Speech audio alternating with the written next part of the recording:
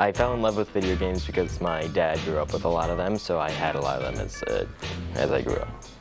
Playing video games throughout my childhood inspired me all the way back in first grade to think about developing video games up until the point where I actually did in 2020.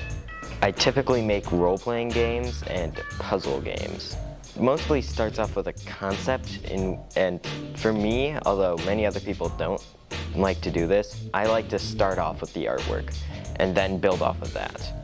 I use multiple different softwares. Some RPG Maker is the one I use the most. That one's really simple, gives you all the lines of codes that you can just put together. Or I use Game Maker, in which I have to write it all manually.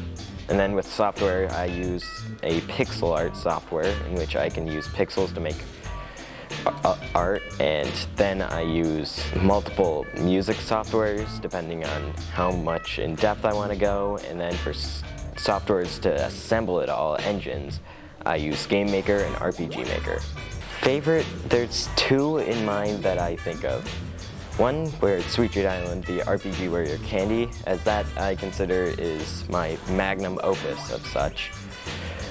But my favorite in the gameplay is System 7's Grapple, the puzzle game with the apple, as that's the most enjoyable, in-depth, creative game of them all. Most important elements of a video game is all of it. You want it all to stay balanced while still being able to churn it out all together without it feeling terrible.